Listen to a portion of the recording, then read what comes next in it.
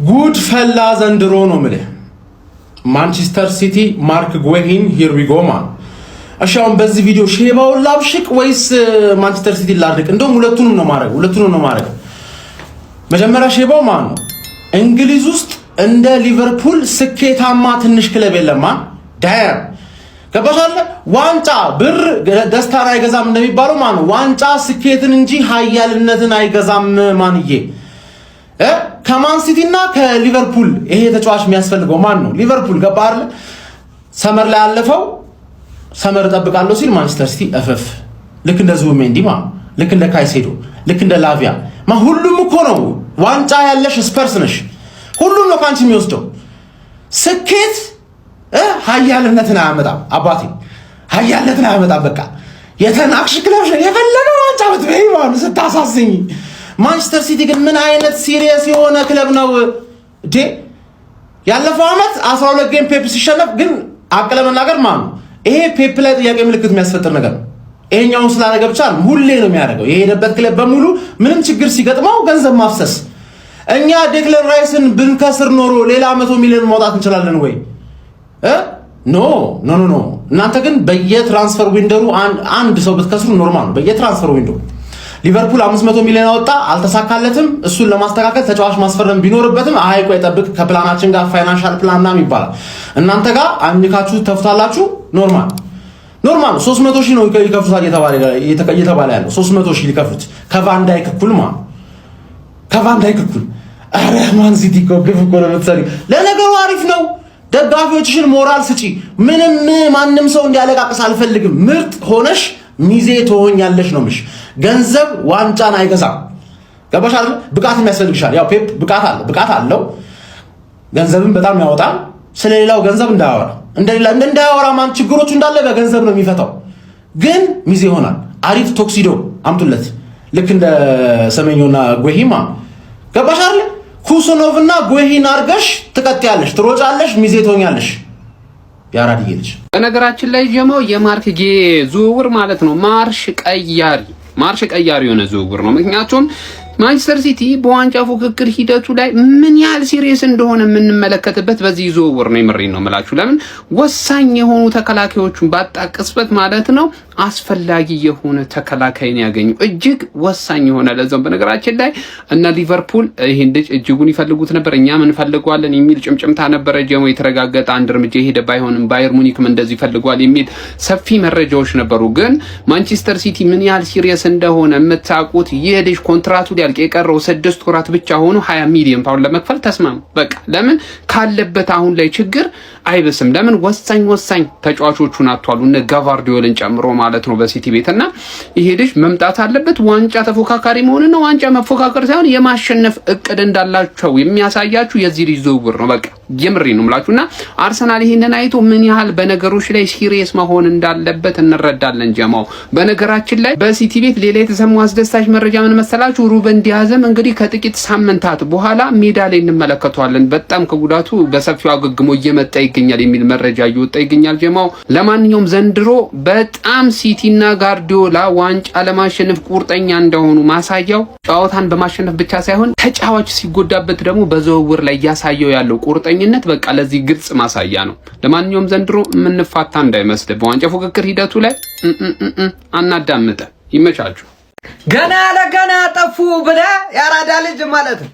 ህዝቡን ማስጨነቅ ጀመርክ አይደል? እንደዚህ አይነት ጨዋታ ጀመርክ አይደል? ያራዳ ልጆች በሚገባ ተመልሰናል። ነገር ግን እኛ ስንመለስ ሲቲ ግን ምንም አይቆምም። ማንም ተመጣ ሲቲ ተጫዋች ከማስፈረም አይቦዝንም። ትክክለኛ ስራው ላይ ነው ያለው ያራዳ ልጅ። ያቺ ያወቃቻት ለፍሬንድ በ6,000 ብር ሲቲ በስራ ላይ ነው። ሌላ ነገር ከደ ሲቲ እንደዛ አቅም 6 ነጥብ ልዩነት ነው ያለው። ላጠባው ፈልጋለሁ ነው ጨዋታው። ሴሜኒዮን በሁለት ጨዋታ ደግሞ ጤነኛ አይደለም።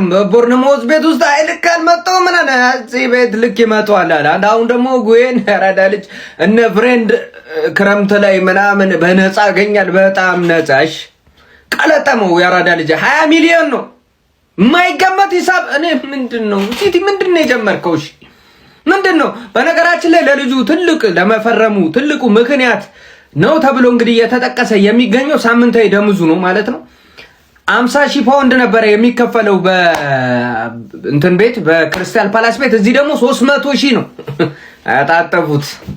በሚገራርም ሁኔታ ነው ያጣጠፉት። አሁን ይሄ ለነብሱ ነው። ጦርነት በለው በቃ የሜዳው ሲገባ ውጊያ በለው እንጂ ኳስ ይጮታል ብለህ እንዳታስብ፣ እንዳትጠጋው። አብሶ ደም ውስጥ ተጨምሮልኛል ብሎ እያሰበ እንዳትጠጋው። እግር ነው የሚመለሰው፣ አንተ አትመለስም። ሲቲ መሮታል ነው የምልህ አራዳ ልጆች። ለማንኛውም ተመልሰናል። በሼር በኮፕሊንክ ይጨነቅ እስቲ። ማርክ ጉሄሂ ወደ ማን ሲቲ ሂር ዊ ጎ እንደተባለ ሰምታችኋል።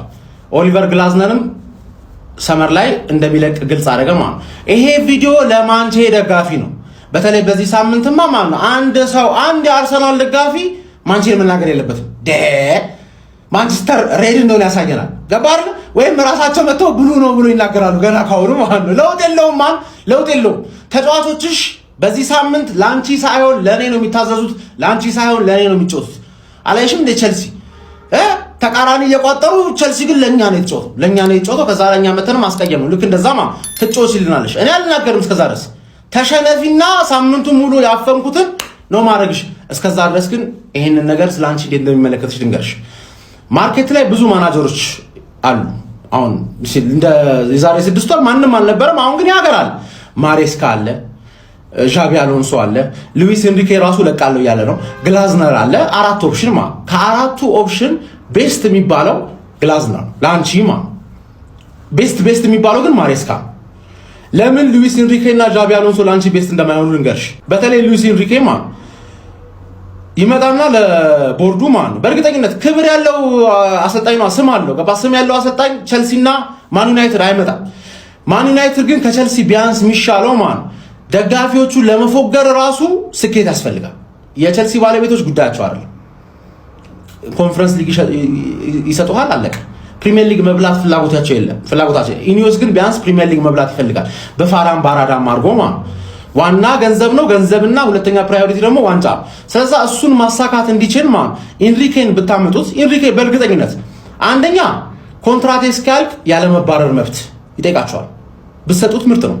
ሁለተኛ የትራንስፈር ዊንዶ ፈላጭ ቆራጭ የመጨረሻ ውሳኔ እሱ ጋር እንዲሆን ከባል። ሶስተኛ ደግሞ የትኛውንም ተጫዋች እንደፈለገ የማድረግ ስልጣን። ከዛ በኋላ ማለቃቀስ ምናምን ነገር ቀረ። ስፖርቲንግ ዳይሬክተር ምናምን ነገር ጋር መጣላት ምናምን ቀረ።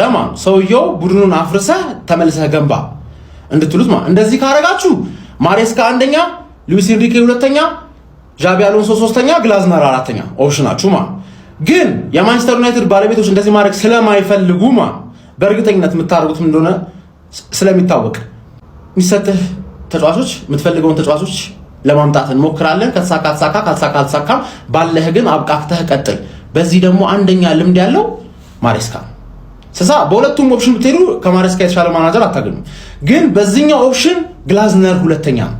ለምን ፓላስ ላይ የተሰጠውን ይዞ የሆነ ነገር መስራት የቻለ ሰውዬ ነው። ከእንደገና ደግሞ ጥጋበኛ ሰውዬ ነው። ፓላሶችን ራሱ ጉሄሂ ከለቀቀ እኔም እለቃለሁ ብሏቸው ነበረ ሰመር ላይ። የሊቨርፑል ትራንስፈር ዊንዶ ያልተጠቀምበትና ጉሄሂ ያልፈረመውም ለዛ ነው። ተረዳሽኝ አይደለ? ስለዛ ግላዝነርን ካመጣችሁ በስሱ ነው የሚደራደራችሁ። ከዛ በኋላ ደግሞ ማን ዩናይትድን ትልቅ ክለብ ለማሰልጠን ምናምን ነገር በጣም ስለሚጓጓ የምታቀርቡለትን ኦፈር የመቀበል እድሉ ከፍተኛ ነው። ግን አንደኛ ኦፕሽን በየትኛውም አቅጣጫ ማን ዩናይትድ መሄድ የሚፈልግ ከሆነ ማሬስካ ነው። ግላዝነር ሁለተኛ ኦፕሽን፣ ኢንሪኬ ሶስተኛ ኦፕሽን፣ አሎንሶ አራተኛ ኦፕሽን። አሎንሶ እናንተ ጋር አይመጣም። የሊቨርፑል ሌጀንድ እኮ ነው። ሰውን በገንዘብ ማታለል ምናምን ነገር በቃ ይብራባችሁ። ሰር አሌክስ ፈርጉሰን ለምን እንደሚያደርጉትና አሁን ለምን እንደምታደርጉት የተለያየ ነገር እኮ ነው። ሐሳቡ ስለሱ ራሱ መስማት ከፈለግ ይነገራል። ለማንኛውም የሚነገር ግን የሚቀጥለው ሳምንት ነው። በዚህ ሳምንት ማንቸስተር ኢዝ ሬድ ነው የምልሽ።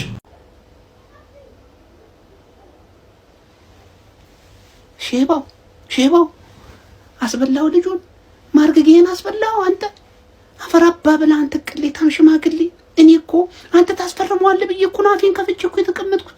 ወይኔ ይህን መሆኑን ባቅ እኮ እኔ ራሴ ማለት ነው ላይ ጥቅመኛ አስፈርመው ነበር። በ20 እኮ ነው በ20 ሚሊዮን ፓውንድ እኮ ነው የጨረሱት። አንተ 20 ማውጣት አቃታ። አንተ ቅሌታም ሽማግሌ ከእንዲህ እዛ ክረምት ላይ 150 ምናምን እየከሰከስክ አልነበር? አረ ምን አይነት የተልከሰከስክ ቡዲ የማው። አረ ሲቲ ይግዛግን። ሲቲ በቃ የሆነች ክፍተት ብቻ ተጫዋች የፈጠነ ነው አባቴ። ሁለት ያሰብ የሚያስፈርሙ ብር ኬታ መጣህ መቼስ አይደለም አውቃለሁ። አንተ ግን ሼባውን ነው የታዘብኩት። አንተ ላየህ እኮ ማለት ነው ወርልድ ክላስ 4 ተከላካይ አይደለም 8 ያለህ እኮ ነው የምትመስለው። ምን አይነት አርቴታ ቢያንስ እንኳን ይሄንን ነገር ይቋረጥ ብለህ በአንድሪያስ ቤርታ በኩል ዝም ብለህ እኮ ነው ሊቀመጥ በቃ ቢያንስ እንኳን አታመጣውም ይሄ ልጅ። እኛ እንደሆነ ምን እናደርገዋለን አሁን ባለው ሁኔታ ምንም እኮ ልናደርገው አንቺ ሼባው ግን ሼባው አንተ አይለፍል ዘንድሮ ከሲቲ ጋር ለዋንጫ ፉክክር አንገት ለአንገት ብንተናነቅ አንተን ነው ምረግነ በእውነት የወጣት እርግማን ማይደርስ መስሏል። እረግምሃለሁ አንተ ቅሌታም ሽማግሌ። ኧረ በለው ለማንኛውም ሲቲዎች ይመቻቹ። ፒስ። አይ ጋርዲዮላ በቃ ዋንጫ ለመሳም የማይፈነቅለው ድንጋይ የለም። የአንቷን ሴሜኖ እኮ ሳይገርምን ማርክ ጌሂን የኛው ነው ተጫዋች ያን ሁሉ ወራት ጠብቀን ጋርዲዮላ ዋንጫ ለመሳም መቃብር ይፈነቅላል ነው ምላችሁ እኮ ነው። ከምሬን እኮ ነው ምላችሁ። አረ ምን አይነት አሰልጣኝ ነው ግን! ይመቻችሁ እየተቃጠልኩ ከምሬን ነው ምላችሁ። ችግሩ ከኛው ጋርና ከክርስቲያን ፓላስ ከተባለ ሙጣምጢ አህያ የሆነ ክለብ እኔ ዲቪዚዮን ለምን አይወርድም? ዲቪዚዮን ከዚህ ክለብ ጋር በ35 ሚሊዮን ለመናናቸው ለሲቲ በ20 ሚሊዮን ፓውንድ ይሽጡት። አራውንም እኔ ሊቨርፑል አልወጣልኝም። ከምሬን ነው የምላችሁ። ይሄን መሰለ ተከላካይ ያኔ እንደዛ ሂርዊጎ ተብሎ በአሰልጣኙ ምክንያት ተቋርጦ አሁን ሊቨርፑል በ20 ጭራሽ ብቻ አላቅም። ሊቨርፑልን ግን አሁን እየወጡ ባሉ መረጃዎች መሰረት ማንቸስተር ሲቲ ለዚህ ተጫዋች ሳምንታዊ 300,000 ፓውንድ እንግዲህ በሳምንት ሊከፍለው እንደሆነ ነው እንግዲህ እየተነገረ የሚገኘው። ሊቨርፑል ምናልባት ለዚህ ተጫዋች ያን ያህል ገንዘብ ደሞዝ እንግዲህ ሳምንታዊ ደሞዝ ይሄን ያህል ገንዘብ ለመክፈል ፈቃደኛ ስላልሆኑ ይመስለኛል የወጡት ማለት ነው። ብቻ ግን ማርክ ጌሂን የመሰለ ተከላካይ አላቅም። ሊቨርፑል እውነት በጣም ነው የተቃጠልኩት። በጣም ምንም ማድረግ አንችልም። ለኛ ያለው የትም አይደለም። ይሁን ነበረው ካሉን ግን እጅግ በጣም በዳይሬክተሮቻችን እጅግ በጣም የተቆጨበት ዝውውር ቢኖር ይሄ ዝውውር ወደ ማንቸስተር ሲቲ ማርክ ጌሂ በ20 ሚሊዮን ፓውንድ እጅግ በጣም አዝናለሁ። ግን ምንም ማድረግ አልችልም። ግን አሁንም ድረስ እኮ ሊቨርፑልን አልወጣልኝም። ብዙ ተከላካይ ያለን አንመስልም። ማርክ ጌሂን በ20 ሚሊዮን ፓውንድ ስናጣው እኔ አዳሬን እንጃ ሊቨርፑልን እውነት እየተብሰለሰልኩ ነው እየመጣው ያለሁት። ከምሬን ነው የምላችሁ። ብቻ you'll never walk alone ግን ተቃጥያለሁ። ጋይስ ሲቲ ምን እያረገ ነው? የኔ ሁለተኛ ክለብ ምን እያረገ ነው? ሲቲዬ የሊቨርፑል ደጋፊዎች ሰምታችኋል? በጣም ነው ለእናንተ ማዝነው። እናንተ አስፈርማችሁት ሂርዊጎ ተብሎ ነው የተመለሰው። ሲቲ ወዬ ብሎታል። ሲቲ አልሰማም እያለ ነው። አልሰማም ሲቲ የኔ አባት ከጎን ነኝ እኔም በቋጠሩ ይሄ ዋንጫ ያንተ ነው፣ ያንተና ያንተ ብቻ ነው። የዋንጫ አለቀ። ሴሜኒዮን ማርክ ጌሂን ምን አይነት ፊርማ ነው እያደረገ ያለው? ይሄ ዋንጫ ያንተ ነው አለቀ።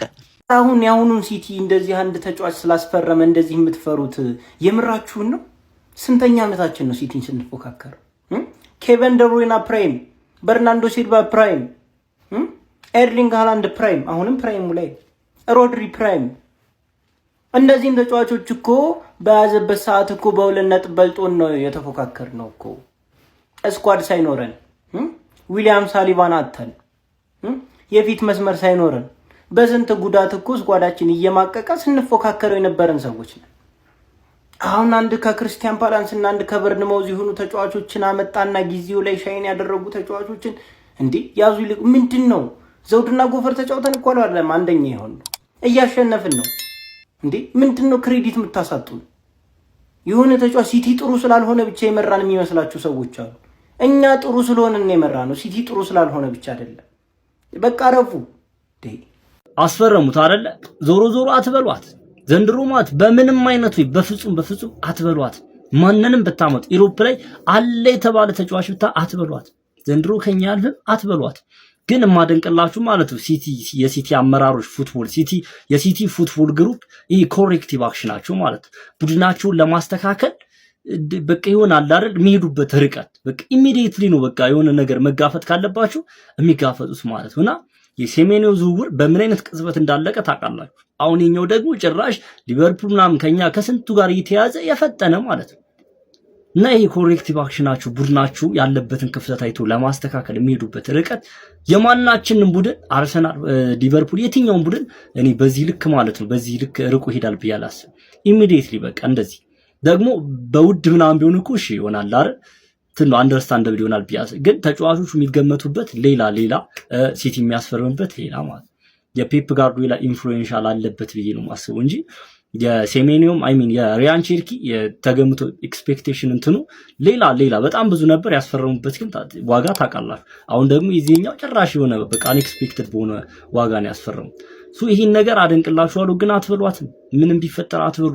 ዘንድሮ ከኛ ያልፍም አይደለም ዘንድሮ ኔክስት ራሱ አትበሉ በቃ አትበሉ። ምን ልላችሁ ነው ይሄንን ቪዲዮ የሰራሁት ማለት አትበሉ ነው።